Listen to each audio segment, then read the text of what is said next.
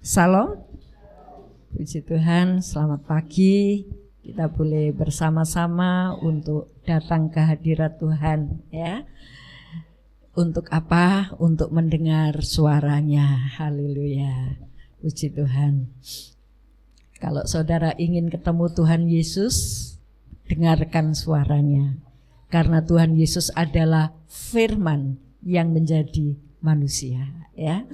Banyak orang rindu ketemu Tuhan, puasa, doa, ingin mendapat penglihatan, tapi nggak mau baca Alkitab. Kristus itu adalah firman yang menjadi manusia. Jadi untuk apa kita bisa memandang Yesus tapi kita tidak mau mendengar firman Tuhan, ya? Firman itu menghidupkan seperti minggu lalu, kebutuhan yang seringkali terabaikan. Ya, banyak orang fokus untuk mencari kesuksesan, mencari penghasilan, mencari keuntungan, ya. Tapi lupa ini kebutuhan yang terlupakan. Mencari apa? Haleluya. Mencari firman yang menghidupkan, mencari pendamaian, ya, karena kita sudah terpisah. Mencari apa? Terang. Haleluya, puji nama Tuhan, ya. Pagi hari ini kita akan belajar tentang dosa ketidakpercayaan. Seringkali kita tidak sadar, ya, kalau dosa tidak percaya, kalau tidak percaya akan perkataan Tuhan itu adalah dosa. Makanya kita perlu terang, ya, supaya kita jelas, oh ini dosa, ini gelap, ya, ini keliru, ini benar, begitu, ya, supaya kita ngerti, gitu, ya.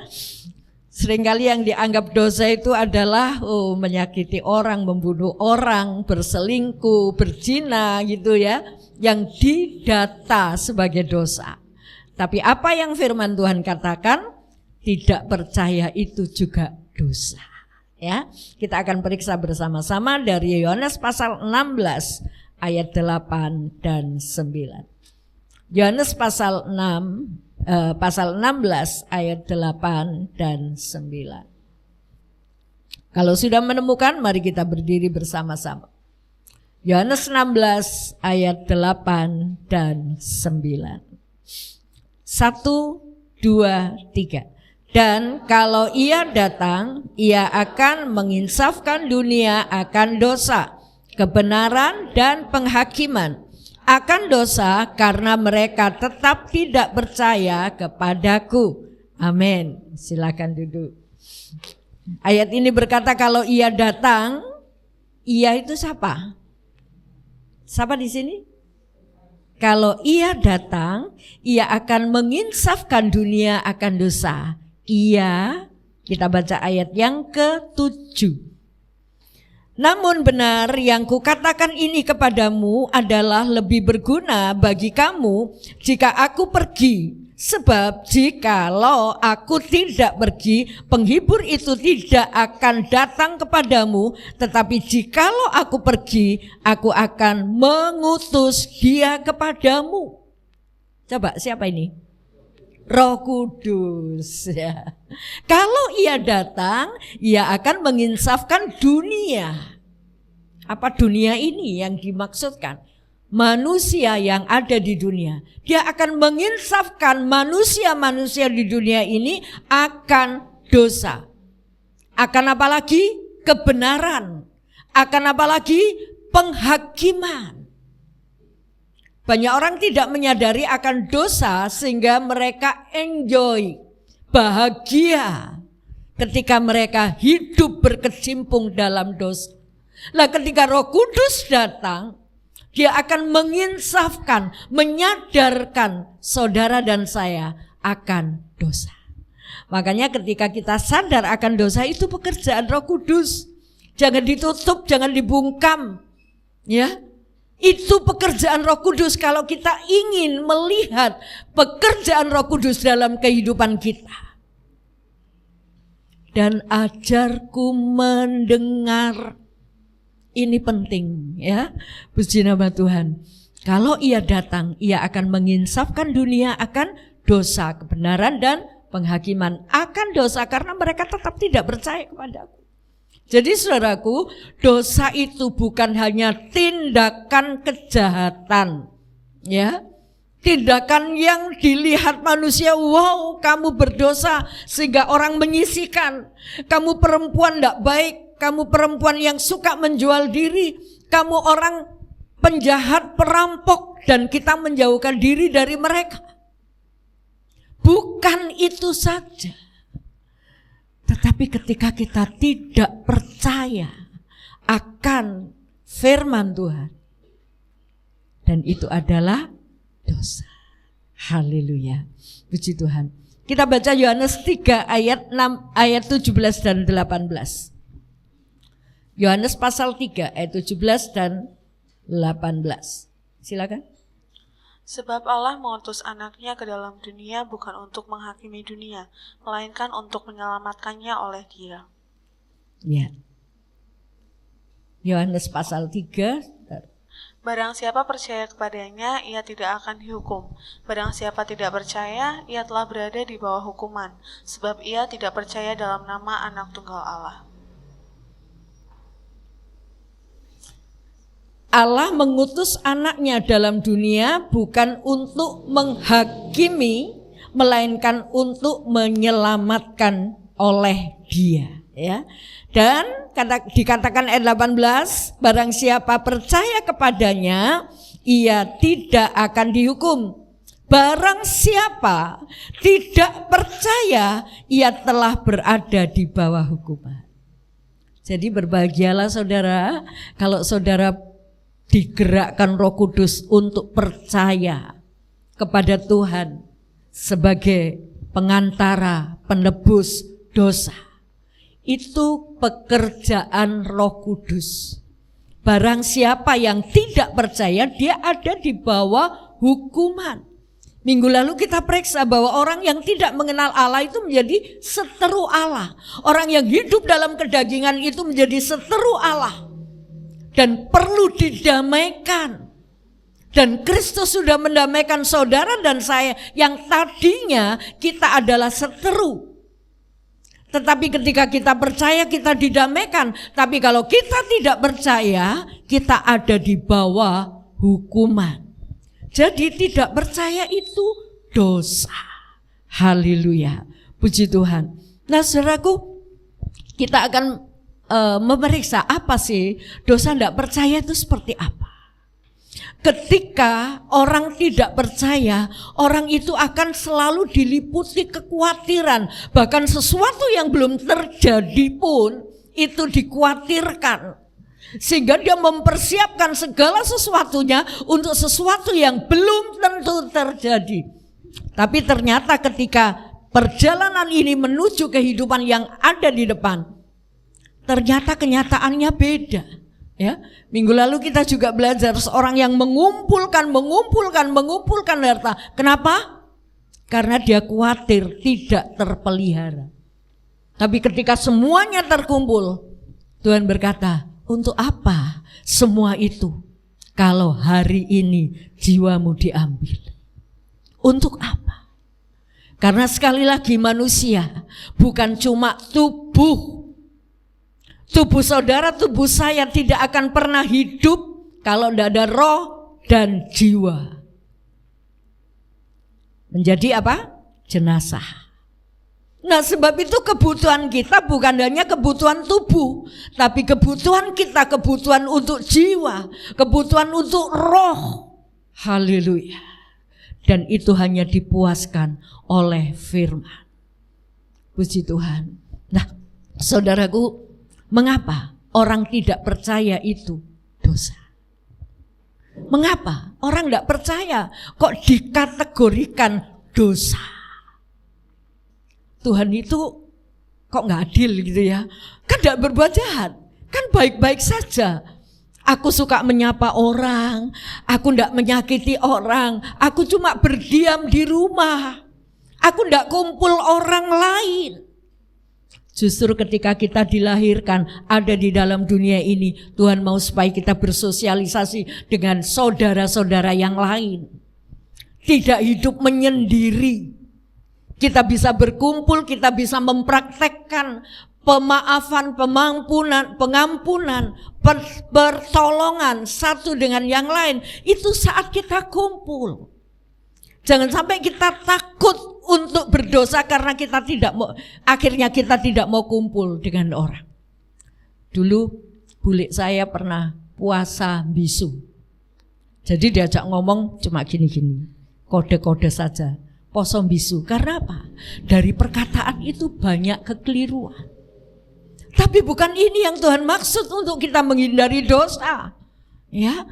Ternyata ketika kita tidak percaya akan perkataan Tuhan, itu dosa. Haleluya. Dan sekarang pertanyaan, mengapa? Mengapa tidak percaya itu kok dikategorikan dosa gitu loh ya. 1 Tesalonika 5 ayat 20. Silakan. Dan janganlah anggap rendah nubuat-nubuat. Ya. 1 Tesalonika 5 ayat 10. Ayat 10. Yang sudah mati untuk kita supaya entah kita berjaga-jaga, entah kita tidur, kita hidup bersama-sama dengan Dia.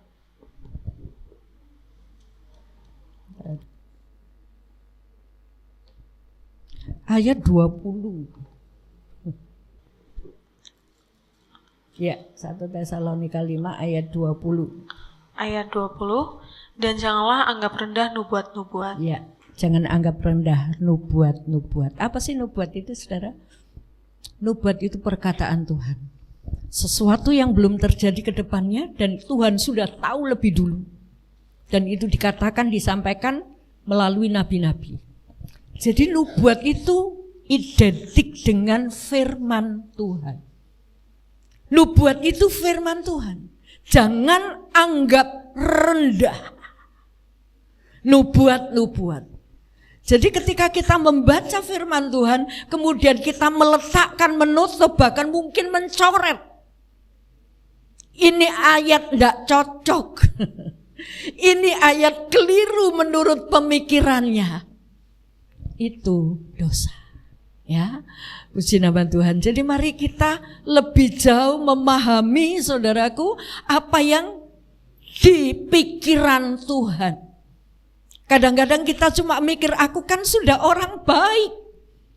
Dikategorikan diri sendiri ini baik karena aku tidak menyakiti, karena aku tidak pernah kumpul dengan orang lain, aku diam di rumah, aku baik-baik saja. Menganggap dirinya baik. Tapi ternyata ketika kita tidak percaya, menganggap rendah perkataan Tuhan, dan itu dosa. Ya, puji Tuhan. Nah, saudaraku, kadang-kadang ketika firman Tuhan berkata, kita benci, kita disakiti orang, dan kita ingin membalas sakit hatinya itu luar biasa. Dan kemudian kita dengar firman Tuhan, ampuni, maafkan, berdamailah. Nanti dulu Tuhan, aku gak bisa. Itu gak percaya, saudara. Ya, ketika firman Tuhan sudah berbisik, Roh Kudus sudah menyadarkan kita, menginsafkan kita, kita menolak. Gak bisa Tuhan, aku gak bisa. Wong aku disakiti, aku harus membalas. Lu itu gak percaya, saudara. Itu gak percaya, dan gak percaya itu dosa. Atau mungkin gak percayanya seperti ini. Ketika kita mengalami atau menghadapi kebutuhan, wah, bagaimana ini? Nanti saya gak cukup. Bagaimana ini? Kedepannya bagaimana ini? Aku harus begini, harus begitu. Kemudian kita bekerja keras supaya kekhawatiran kita itu bisa diselesaikan dengan usaha kita. Padahal Tuhan berkata, jangan khawatir untuk hari esok.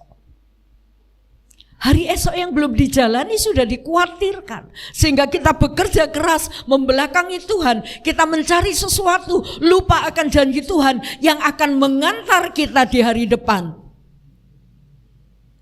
Dan Dia mengantar kita dengan pemeliharaan, dengan perlindungannya.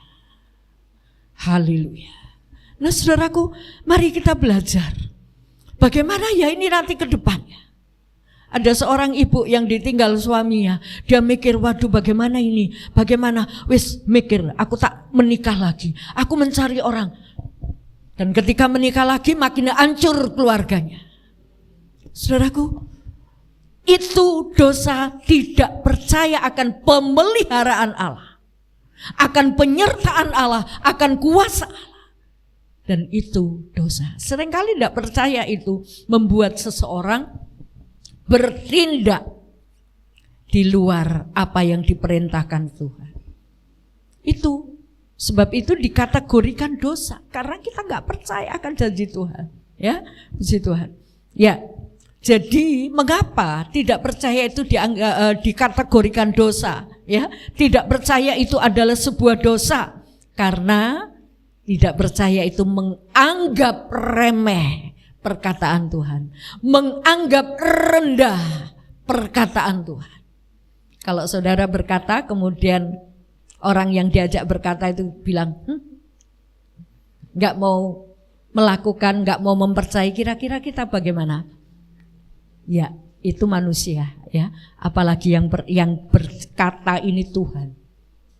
Kalau Tuhan kita anggap remeh perkataannya, dan itu dosa.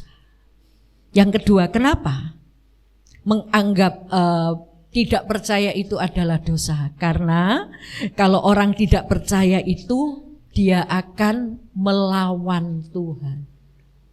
Iya kan? Kalau diberitahu jangan begini, jangan begitu, kemudian larangannya itu dilanggar. Ini namanya melawan, ya. Ini namanya melawan Tuhan. Kalau larangan dari Tuhan itu kita langgar, itu artinya kita berontak.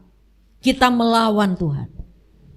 Coba perhatikan peraturan-peraturan di tempat kuliah, di tempat kerja, ya, di sekolah.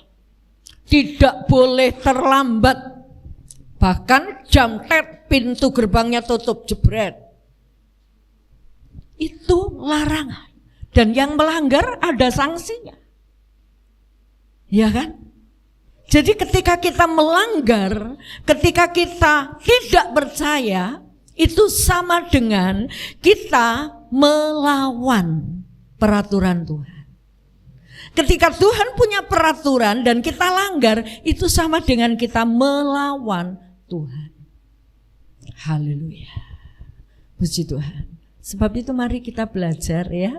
Kita perhatikan firman Tuhan supaya sedetil-detilnya yang kita mengerti jangan sampai kita anggap remeh.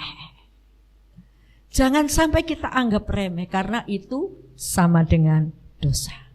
Kita melihat akibat ketidakpercayaan. Akibat ketidakpercayaan terhadap perkataan Tuhan.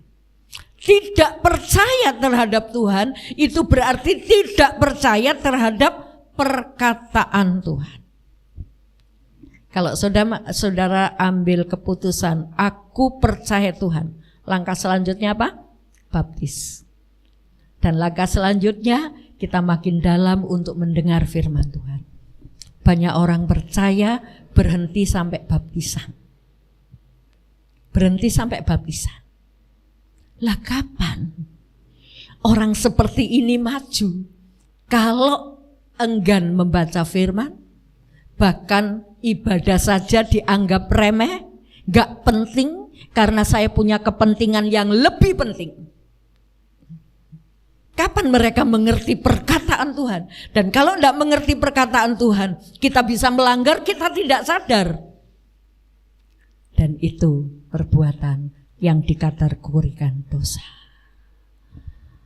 Anak kuliah saja takut untuk tidak masuk. Karena apa? Aku ketinggalan nanti.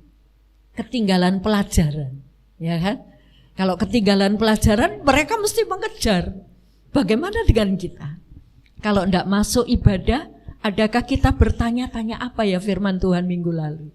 Ya, apa ya? Aku bikin ngerti. Apakah kita punya antusias untuk mengerti perkataan Tuhan? Karena perkataan Tuhan itu pelita, perkataan Tuhan itu terang yang membuat kegelapan ini menjadi terang. Jangan biarkan saudara atau saya tinggal di dalam kegelapan karena kita enggan untuk mendengar firman Tuhan. Haleluya. Ya, kita melihat tidak percaya akan perkataan Tuhan itu seperti apa contohnya? 2 Raja-Raja pasal 1 ayat 2 dan 3. Pada suatu hari jatuhlah Ahazia dari kisi-kisi kamar atasnya yang ada di Samaria, lalu menjadi sakit. Kemudian dikirimnyalah utusan-utusan dengan pesan, "Pergilah, mintalah petunjuk kepada Baal-Zebub Allah di Ekron, apakah aku akan sembuh dari penyakit ini?" Tetapi berfirmanlah malaikat Tuhan kepada Elia orang Tisbe itu, "Bangunlah, berangkatlah menemui utusan-utusan Raja Samaria dan katakan kepada mereka, apakah tidak ada Allah di Israel sehingga kamu ini pergi untuk meminta petunjuk kepada Baal-Zebub Allah di Ekron?" Ya, Ahazia itu anaknya Raja Ahab. Raja Ahab itu Raja Israel. Israel itu mengenal Allah. Israel itu umat pilihan Allah. Israel itu umat yang punya pengalaman langsung akan kuasa Allah. Dan ketika mungkin Ahazia ini tidak pernah melihat laut yang terbelah oleh kuasa Allah, gak pernah melihat Ahazia ini.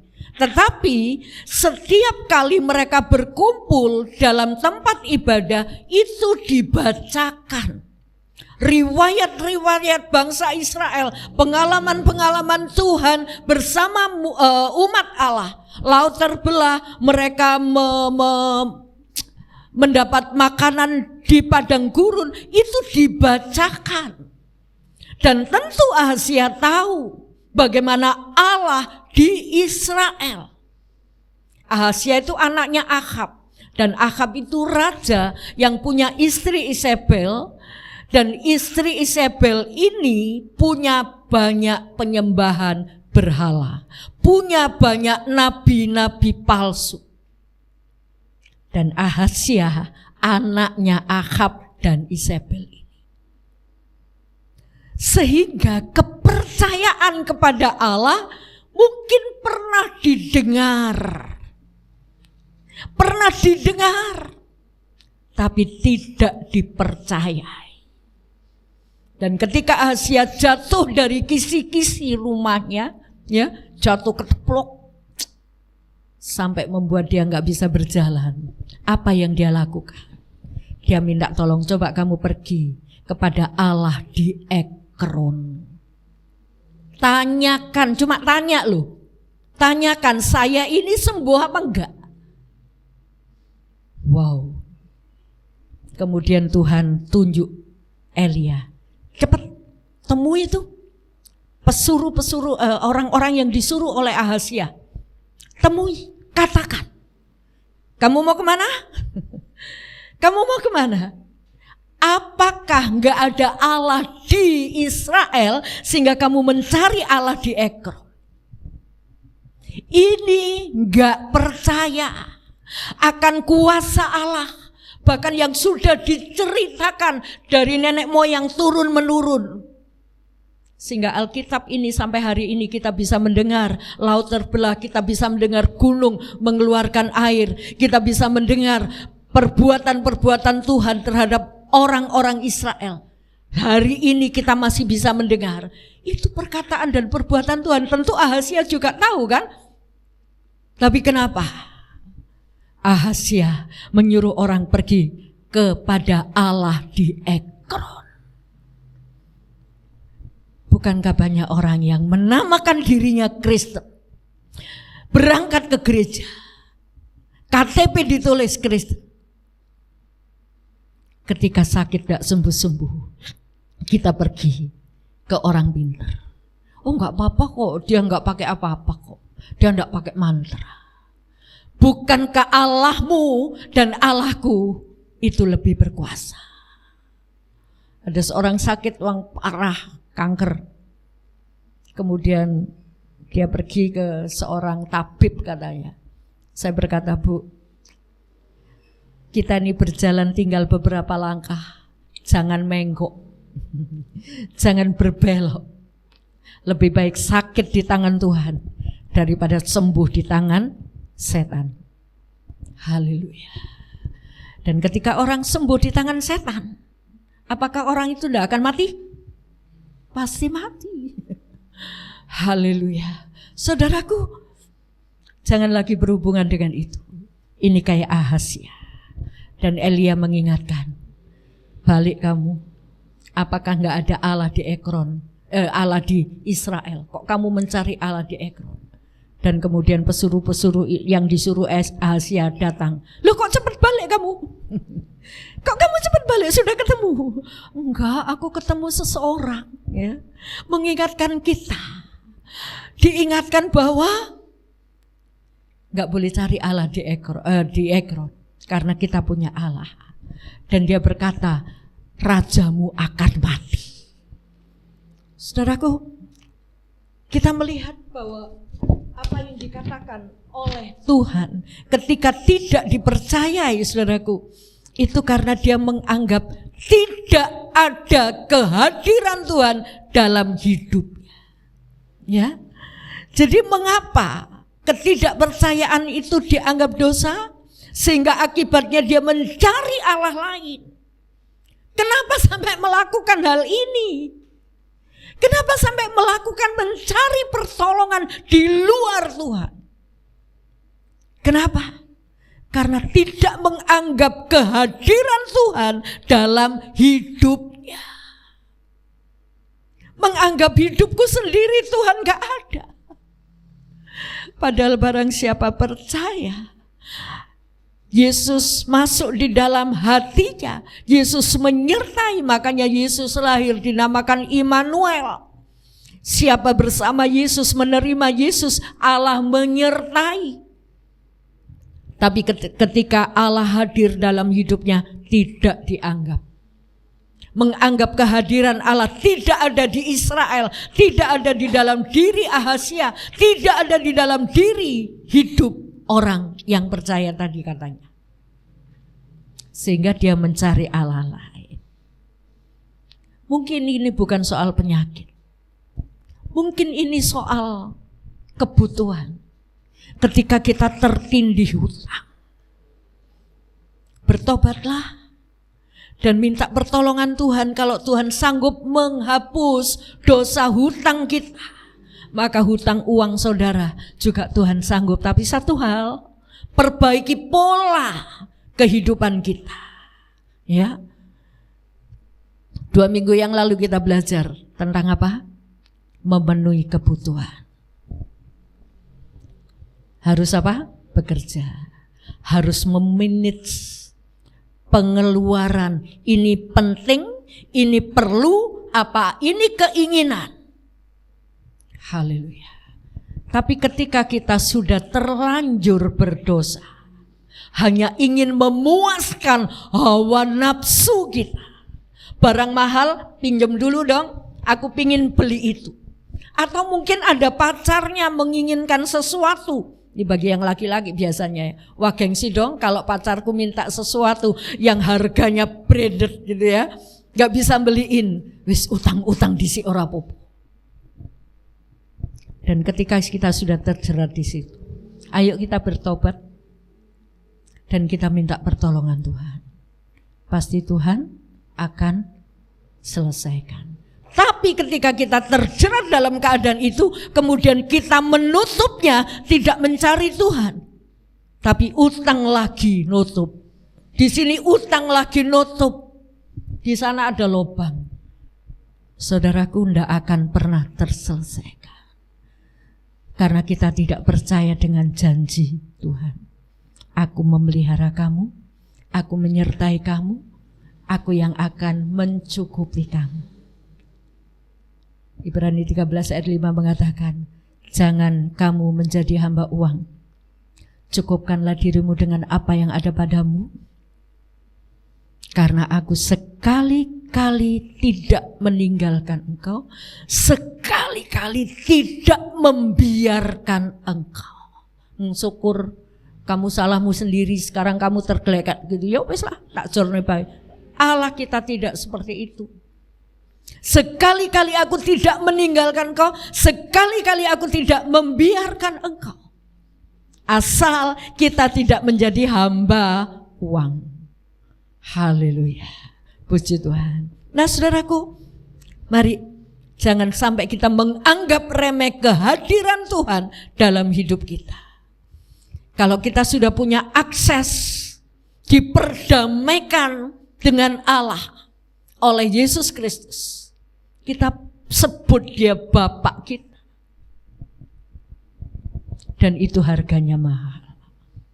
Ayo kita percaya dia Bapak yang memelihara kita. Jangan dianggap remeh kehadiran Bapak. Jangan seperti anak terhilang, aku cuma pingin berkati Bapak, tapi aku gak mau Bapak. Apa yang terjadi? Hidup melarat. Ya. Mencari Allah lain itu berarti menganggap Allah tidak ada di dalam hidupnya. Tidak menganggap kehadiran Tuhan dan mencari Allah lain. Karena menganggap apa? Menganggap Tuhan itu gak mampu. Ya. Menganggap Tuhan itu gak bisa. Sebab itu cari Allah lain. Wow, saudaraku, jangan kita merendahkan Tuhan ya. Dan akhirnya apa? Dia pun mati ya. Ayat 4 itu disebutkan. Oke, yang kedua kita melihat satu contoh lagi. Bilangan 21 ayat 4 sampai ayat 6. Setelah mereka berangkat dari Gunung Hor, berjalanlah ke arah laut Teberau untuk mengelilingi tanah Edom. Maka bangsa itu tidak dapat lagi menahan hati di tengah jalan. Lalu mereka berkata-kata melawan Allah dan Musa, "Mengapa kamu memimpin kami keluar dari Mesir, supaya kami mati di padang gurun ini? Sebab di sini tidak ada roti dan tidak ada air, dan akan makanan hambar ini kami telah muak." Lalu Tuhan menyuruh ular-ular tedung ke antara bangsa itu yang memagut mereka sehingga banyak dari orang Israel yang mati. Ya. Di ayat 1 sampai ayat 3 itu pengalaman kemenangan orang Israel ya. Tetapi ayat 4, dari ayat 3 ayat 4 gak ada jeda ya. Dari ayat 4 di situ ada sebuah peristiwa ketika mereka tidak punya makanan. Mereka mulai marah, teriak ya, berkata kepada Musa, "Untuk apa kamu membawa kami di padang gurun ini? Katanya dibawa ke negeri yang penuh dengan limpah susu dan madunya. Tapi ternyata apa? Di padang gurun ini loh, tidak ada makanan, tidak ada minuman." Dan mereka mulai apa? Berkata-kata melawan Allah dan melawan Musa. Mungkin bisa jadi Musa berkata, "Aku mbok lawan enggak apa-apa. Aku enggak mbok reken enggak apa-apa. Peraturan-peraturan yang saya buat enggak mbok lakukan enggak apa-apa." Tapi di balik Musa ada siapa? Ada Tuhan. Haleluya. Sekali lagi ketika kita mendengar firman Tuhan, kita dengarkan siapa yang bicara di balik orang itu. Dan itu firman. Haleluya. Kita mau tangkap. Dan ketika mereka berkata-kata kepada Musa, dan perkataannya itu bersungut-sungut gitu ya. Dikatakan, "Mengapa kamu memimpin kami keluar dari Mesir?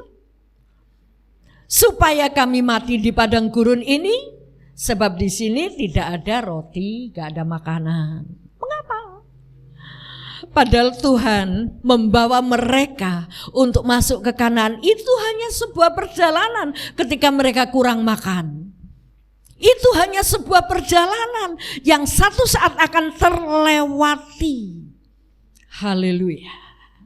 Dan ketika ada banyak penderitaan dalam perjalanan hidup ini, itu akan menjadi suatu sejarah, itu akan menjadi satu kesaksian, itu akan menjadi satu berkat.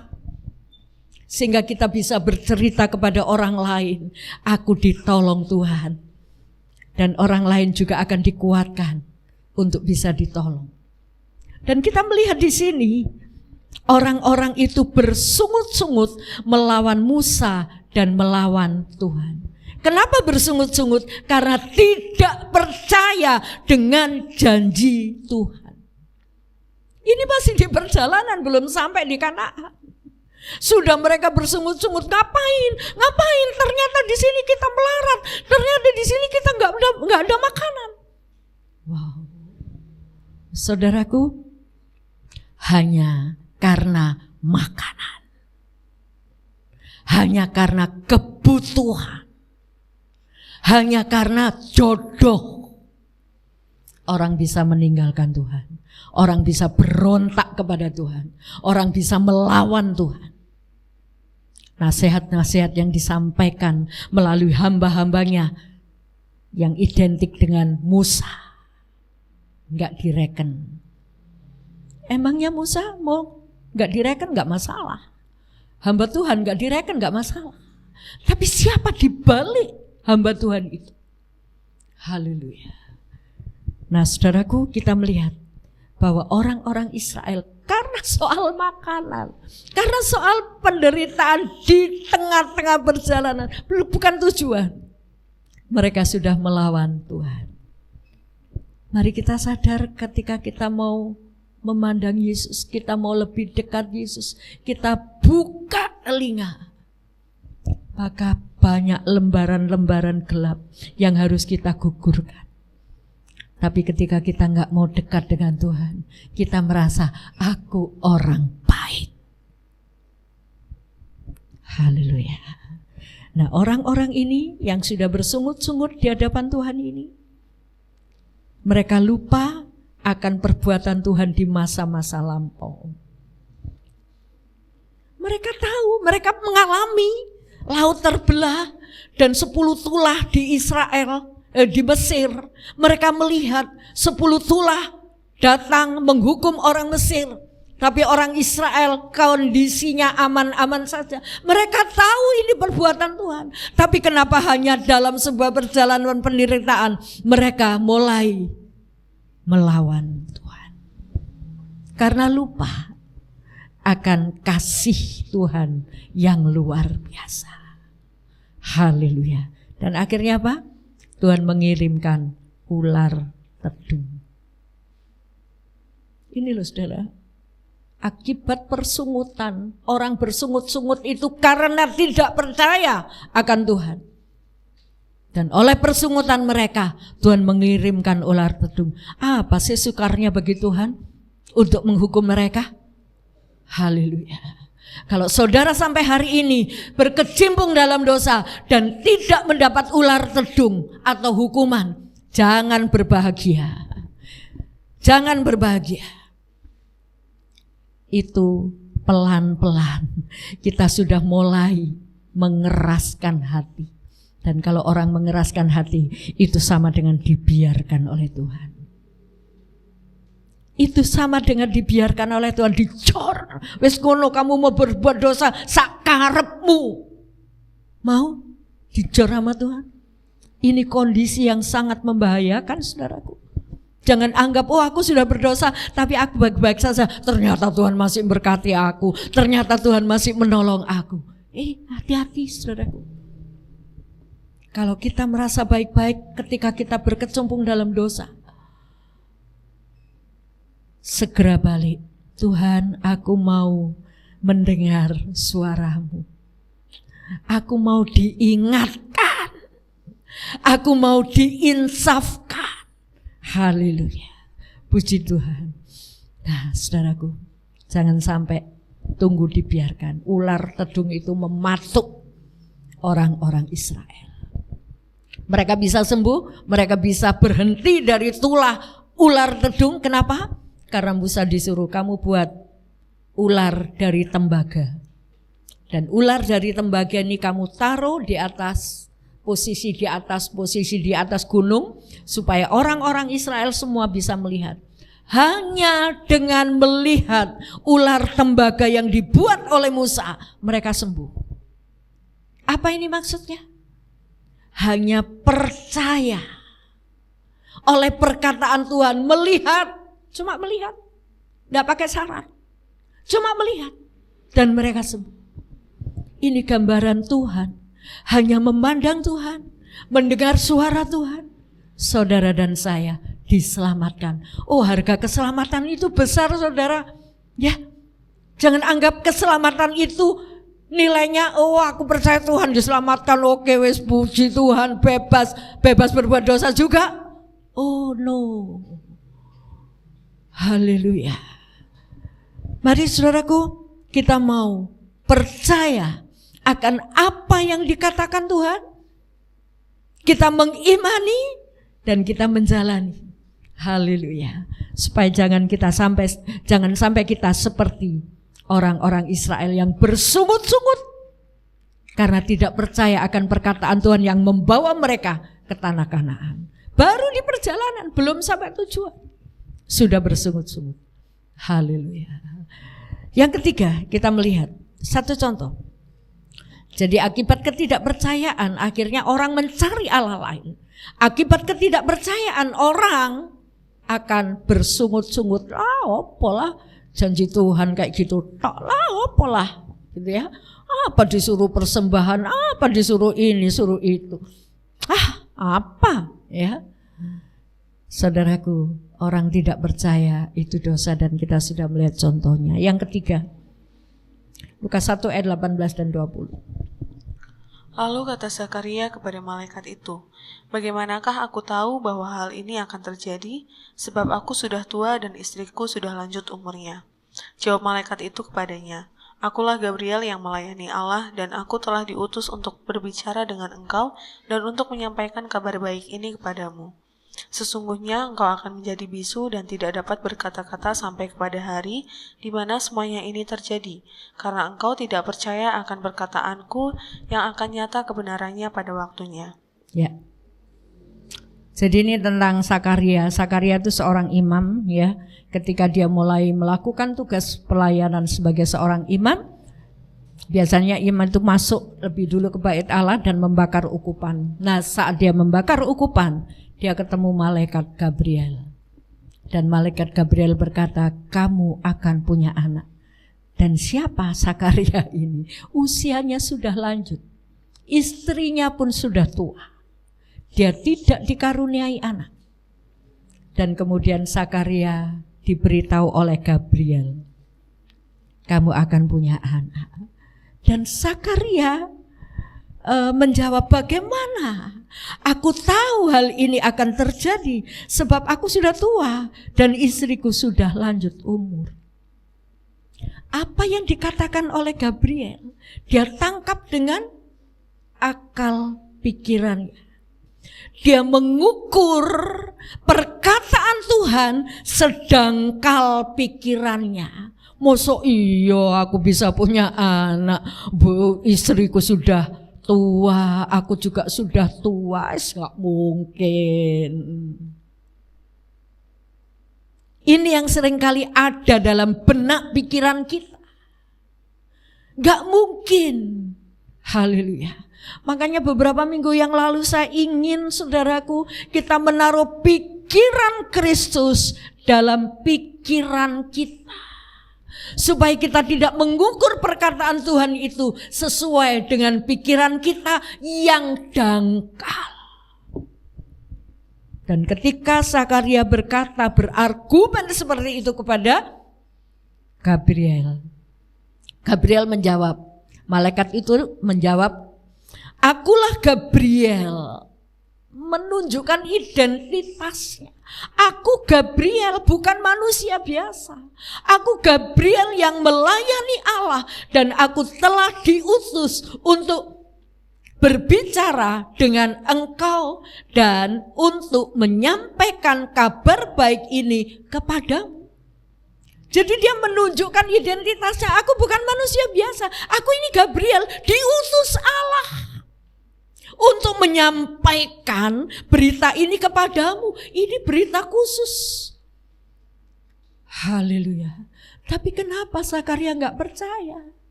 Ini khusus dari Allah. Puji Tuhan. Dan ketika berita khusus ini disampaikan, Zakaria tidak percaya. Apa yang terjadi? Ayat 20. Sesungguhnya engkau akan menjadi bisu. Sampai kamu melihat kenyataan janji Allah itu nyata. Sampai anakmu nanti lahir baru kamu bisa ngomong.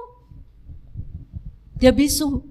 Sampai begitu anaknya lahir, tangga-tangganya tanya, ini dikasih nama siapa? Kasih nama siapa? Tanya bapaknya gak bisa ngomong. Ketika anak itu sudah lahir, bapak itu nulis, namanya Yohanes, baru dia bisa ngomong. Haleluya. Saudaraku, masihkah kita tidak percaya dengan perkataan Tuhan, sehingga kita melangkah, menghitung dengan akal pikiran kita, karena kita menganggap Allah tidak mampu, karena kita menganggap perkataan Tuhan itu hanya sebagai slogan, tidak dialami dalam pribadinya. Haleluya. Saya rindu Bapak Ibu untuk terus merindukan firman Allah. Banyak orang punya topeng. Aku gak bisa baca Alkitab, sudah gak bisa baca. Tapi ibadah pun Senin Kemis ya. Ada persekutuan yang harus diadakan ya. Di sini sudah terbagi kelompok. Lakukan saudara. Paling tidak seminggu sekali lakukan untuk bisa bergabung membicarakan tentang firman Tuhan.